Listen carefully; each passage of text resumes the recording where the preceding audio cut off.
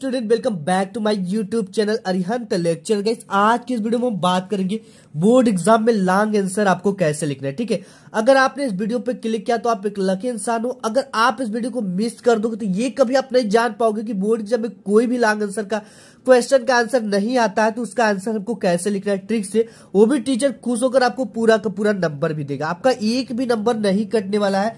देखो सबसे पहले आपको कैसे बनाना है। ठीक है, यहाँ पे मैंने 2024 का पेपर ले रखा है और आपको करना क्या है, जैसे इसमें लॉन्ग क्वेश्चन आते हैं, ठीक है, और इसके क्वेश्चन हमको आंसर नहीं आते तो हम इसका आंसर कैसे लिखेंगे। तो यहाँ पे लिटरेचर में हम देखेंगे। ठीक है, जैसे यहाँ पे कई सारे क्वेश्चन देते हैं जो कि यहाँ पे देखो 60 वर्ड का है। अगर यही question what does Mandela think about the patriots comma ये है कैन दे बी रिपेयर्ड, ये क्वेश्चन नहीं आता या और भी क्वेश्चन हो गए, चाहे जो भी क्वेश्चन हो गए, अगर मुझे नहीं आता है तो उसका आंसर हमें कैसे लिखना है। जैसे यही क्वेश्चन हो गया, अगर ये क्वेश्चन मुझे नहीं आता तो इसका आंसर कैसे लिखना है, ये चीजें हम इस वीडियो में देखने वाले। यानी कोई भी लॉन्ग आंसर दुनिया का आ जाए ये आप लिख लोगे इंस्टेंटली, ये ट्रिक बताऊंगा। और यही नहीं, ये ट्रिक जो है जेन्युइन ट्रिक है, ग्रामर के रूल पे आधारित ट्रिक है। इससे टीचर अगर आपके देख लेगा क्वेश्चन का आंसर तो आपको पूरा का पूरा नंबर की बरसात कर देगा, क्योंकि ये जो ग्रामर के रूल पे आधारित ट्रिक है।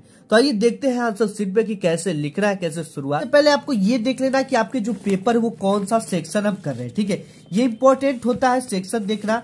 जैसे इस इंग्लिश के पेपर में पार्ट ए होता है और पार्ट बी होता है। ठीक है, किसी 12th वालों में सेक्शन ए होता है, सेक्शन बी होता है। ठीक है, सिंपली इतना चीज तो हम समझ पा रहे हैं।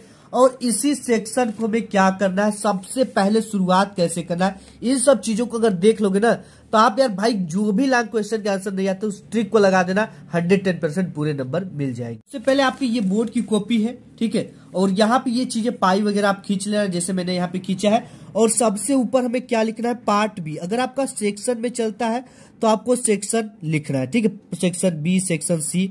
तो हम यहाँ पे क्या लिखेंगे, पार्ट बी लिखेंगे और स्केल से इसके नीचे 2 पाई इस तरह से खींच देंगे। खींचने के बाद हम इसमें आएंगे लॉन्ग क्वेश्चन की तरफ, देखेंगे कि कौन कौन से लॉन्ग क्वेश्चन आए हैं। ठीक है, आपके बोर्ड एग्जाम के पेपर में राइटिंग होता है, ग्रामर होता है, ठीक है, कई सारे पार्ट होते हैं। वैसे ही जो क्वेश्चन आंसर का पार्ट होता है वो लिटरेचर के अंतर्गत आते हैं। तो सबसे पहले आप जो भी पार्ट, जैसे मैं लिटरेचर करने जा रहा हूँ तो यहाँ पे हमने पार्ट भी ऊपर लिखा। ठीक है, पार्ट बी लिखने के बाद हमें यहाँ पे क्या डाल देना है, लिटरेचर डाल देना, सेक्शन बी, और यहाँ पे हम डाल देंगे लिटरेचर। यहाँ पे मैंने लिटरेचर डाल दिया। ठीक है, अब देखो लिटरेचर डालने के बाद एक चीज आपको और भी कर लेना, आंसर टू क्वेश्चन नंबर। ठीक है, तो इस तरह तो यहाँ पे मैंने डाला answer to question number. Scale से इसके नीचे आपको क्या कर लेना है, 2 डबल पाई खींच लेना है। ठीक है, स्केल से आपको खींचना है यहाँ पे इस तरह से।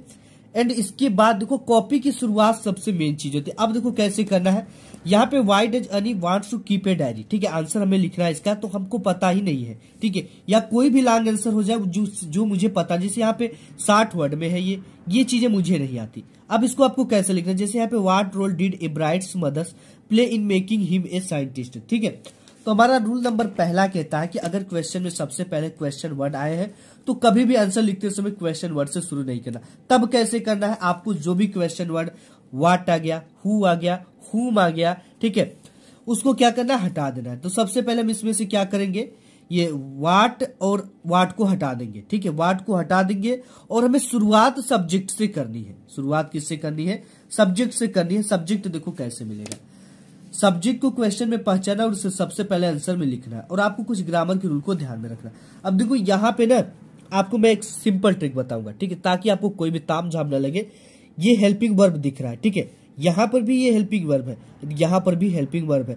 वाज वर कोई भी हेल्पिंग वर्ब आ जाए उसके जस्ट बाद सब्जेक्ट जुड़ा होता है। ठीक है, कोई भी हेल्पिंग वर्ब आ जाए उसके जस्ट बाद ये सब्जेक्ट जुड़ा होता है। जैसे यहाँ पे इब्राइट्स मदर, ये क्या है, सब्जेक्ट है, और हमें शुरुआती सब्जेक्ट से करनी है। ठीक है, तो यहाँ पे हम सबसे पहले क्या लिख लेंगे, इब्राइट्स मदर। तो यहाँ पे हमने लिखा आंसर टू क्वेश्चन नंबर पे, यहाँ पे हम ए नंबर करें तो ए नंबर, बी नंबर करें तो बी नंबर यहाँ पे डाल देना। यहाँ पे हमने लिखा इब्राइट्स मदर, यहाँ पे था इब्राइट मदर, तो ठीक है। अब देखो यहाँ पे इब्राइट मदर लिखा, अब यहाँ पे प्ले है, यानी ये वर्ब है। ठीक है, जब भी आपको देखो इसमें डिड आ जाए, क्या आ जाए, डिड आ जाए, तो एक चीज ध्यान देना है कि हेल्पिंग वर्ब डिड को हटाकर वर्ब का सेकेंड फॉर्म लगाना है। ठीक है, अब देखो हम बताएंगे कि जब भी आपके वर्ब में क्या आ जाए, सॉरी, ये सेंटेंस क्वेश्चन आंसर बनाते समय उसमें डिड आ जाए। ठीक है, तो एक चीज ध्यान देना कि जब भी क्वेश्चन आंसर बनाते समय, ठीक है, उसमें जब भी डिड आए तो डिड को हमेशा हमें हटा देना है, ठीक है।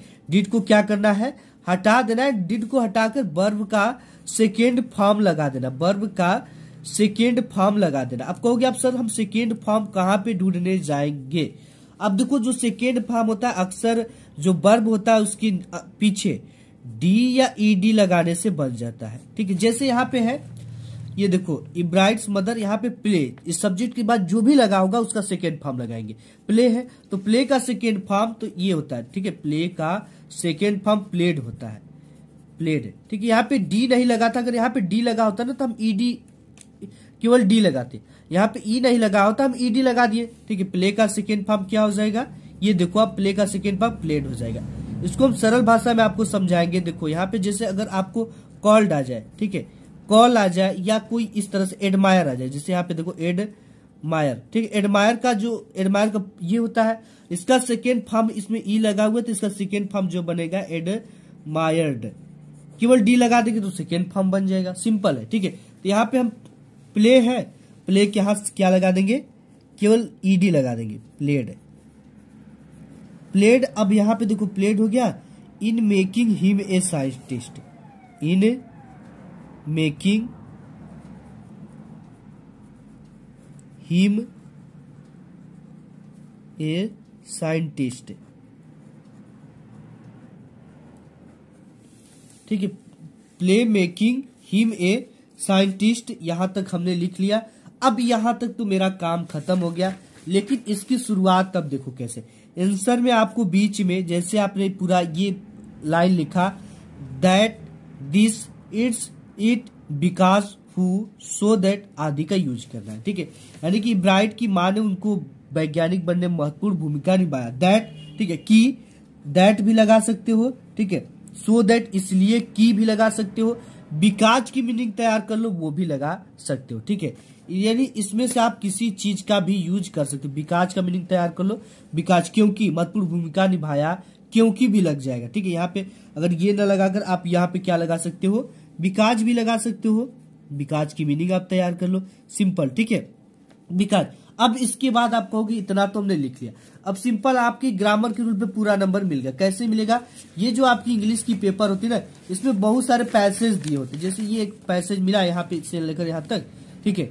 तो आपको क्या करना है कि यहाँ पे बिकाज के बाद ये पूरा डैश डैश जो है लगा, इसके बाद क्या करना है, देखो आपको एक फुल स्टॉप से शुरू से स्टार्ट नहीं कर देना है कोई भी, एक फुल स्टॉप से यहां से लेकर कुछ वर्डों को उठाना है और एक फुल स्टॉप तक इसमें क्या कर देना है, भर देना। लेकिन भरते समय आपको वर्ड लिमिट का ध्यान देना, अगर 60 वर्ड किया है तो उतना ही उठाकर इसमें भरना है, ठीक है। इतना अगर आप भर दोगे तो 110% पूरा नंबर आपको मिल जाएगा, क्योंकि ये जो टीचर होते काफी फास्ट होते हैं, आपके ये कुछ ग्रामर के रूल को देखकर नंबर दे देंगे। एंड आप कहोगे कि सर आपने डिड का बता दिया, कि डिड वाला क्वेश्चन नहीं आया तो हमारी तो खटिया खड़ी बिस्तरा गोल हो जाएगी। जी नहीं, हम जो बताते पूरी आपको बताते, ठीक है। आपको आधा अधूरा में हम कुछ भी नहीं छोड़ते हैं। अब देखो यहाँ पे जैसे ये आया, ठीक है। एक क्वेश्चन ये है, वाई डज अनी wants to keep a diary. अब यहाँ पे डज आ गया, हमने बताया कि जैसे डज आता है, ठीक है, डज आ गया तो आपको क्या करना है, इस डज के बाद यानी हेल्पिंग वर्ब के जस्ट बाद क्या लगा होता है, सब्जेक्ट। हेल्पिंग वर्ब में वाज हो गया, वर हो गया, डज हो गया, हु नहीं होगा, डज होगा, वर होगा, हैज होगा, हैड बीन होगा, ये सब चीजें क्या हेल्पिंग वर्ब है, इसके जस्ट बाद सब्जेक्ट लगा होता है। तो इसका अगर क्वेश्चन आंसर बना रहेगा तो अन्नी वांट्स, ठीक है। यहाँ पे क्या लिखेंगे, देखो यहाँ पे अगर बी हम करें, बी नंबर यहाँ पे डाल देंगे, बी करें तो इस तरह से लिखेंगे, अन्नी वांट्स। अब देखो यहाँ पे हमने लिखा Annie wants to keep a diary, to keep a diary, keep a diary, ठीक है। बिकाज लगा देंगे, BCAUSE। अब देखो यहाँ पे Annie wants to keep a diary, ठीक है। अब देखो हमने बताया आपको कि यहां से हम क्या कर दिया, Annie wants to keep a diary. जब भी डज लगा हो तो यहाँ पे यस या यस लगा देते हैं, ठीक है। तो अक्सर यस ही लगाते हैं। अब इसके बाद जैसे वाज लगा हुआ कोई आ गया, यहाँ पे हम देख लेते हैं। जैसे यहाँ पे है, वाई वाज भोली हेस्टिटेड टू गो टू स्कूल, ठीक है। तो इसको हम कैसे बनाएंगे, अब देखो यहाँ पे आपको क्या करना है, ये जैसे यहाँ पे भोली है, ठीक है, भोली के जस्ट बाद हेल्पिंग वर्ब जो भी लगा है इसके सब्जेक्ट के बाद लगा देंगे। वाज है, वर है, हैज है, कुछ भी लगा तो भोली अब was hesitate to go to school, इस तरह से इसका आंसर लिखेंगे। जैसे यहाँ पे अगर हम लिखेंगे सी नंबर पे, देखो यहाँ पे लिखेंगे भोली वाज हेस्टिटेड, ठीक है, हेस्टिटेड है तो यहाँ पे देखो ये कहाँ पे गया, भोली वाज हेस्टिटेड, तो यहाँ पे लिख देंगे hesitated to go to school, go to school.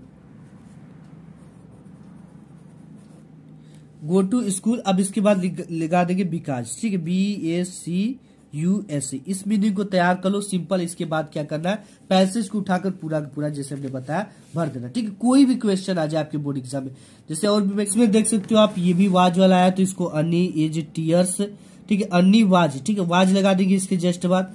और इसके बाद जैसे यहाँ पे इज है तो the greatest wealth of a nation is, यहाँ पे लगेगा, पूरा पूरा सब्जेक्ट बन गया।